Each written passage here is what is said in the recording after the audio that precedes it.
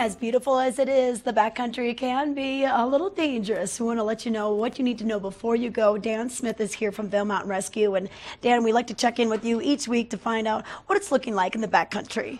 Backcountry's looking good. The avalanche danger is moderate, near and above tree line, and low below. But you've got pockets where the very early snow froze. You've created this hoarfrost sheet or ice sheet. You got a load of snow on top of it, and it hasn't melted in the sun because of the aspect it sits at. And you can trigger a big one on that. Yeah. So you got to be careful. The avalanches I looked at this morning on CAIC were all relatively small. There were 3 on Loveland Pass, and there was 1 on Ptarmigan Hill last week. And Ptarmigan Hill is a very popular backcountry area. It ran about 150 feet, about 75 feet wide, and about 24 inches deep.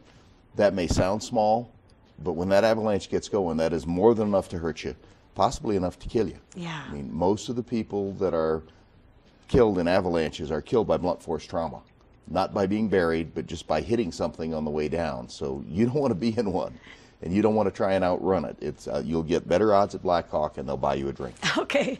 All right. Well, in addition to whether it's backcountry skis that you're using or a snowmobile, you need the gear that you brought in today. And of course, we always talk about the shovel. This is a lightweight, collapsible one, so easy to travel with. And it's a fairly big blade. I have to shovel pretty fast with this because it's a fairly small shovel, but my shoveling days at my age are fairly over. But it's a very good shovel. They work well. There are steel ones. What you want with a shovel is something that doesn't break right here. Yeah. That's where shovels tend to go. You need a shovel, a beacon, and a probe. And if you're on a snow machine, that snow machine's great as long as it runs. If it quits running at 600 pounds of very cold metal, you're going to have to walk out. If you're trying to post hole out without snowshoes or without teleskis, which are a little big to bring in the studio, you've got a very long, very wet, and very unproductive walk. You always have to have an alternate means of travel on a snow machine. Snowshoes are good. Tellies are just as good. I kind of like tellies because the boots are a little warmer. Yeah, and you can kind of skim down a little faster than walking. Yeah, even as bad a telly skier as I am, any place I can get a snow machine, I can get out with telly skis. For me, that's mostly the road. New BCA beacon. This is a BCA 3. It'll hunt multiple burials. It's got 3 antennas in it. It works very well. BCA is a very reputable company. There are many other beacons on the market that are just as good. But for those of you that have been doing this a while, you've got that 10-year-old beacon that you've been using, which I had till this summer. You need to get it. You need to upgrade. Yeah, maybe ask Santa for an upgrade. Santa needs to give you a new beacon. Remember that it's not your gear typically that will save you. It's the gear of the next guy in the party. So you want to make sure everybody in your party has good gear. Okay. Probe. And this is a probe. This is, in avalanches, the people that will save you are the people that are with you. Having a probe is how they can find you, even if you've got a beacon on.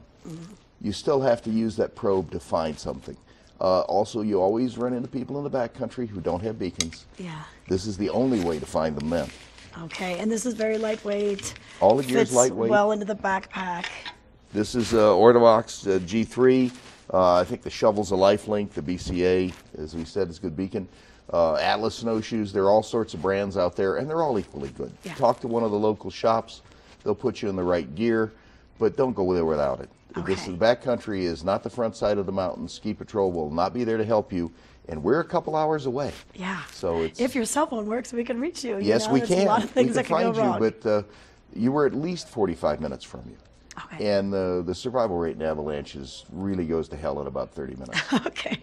All right. Well, Dan Smith, thanks so much for coming in today. Dan Smith with Vail Mountain Rescue. We're going to speak to the Friends of Mountain Rescue when we return.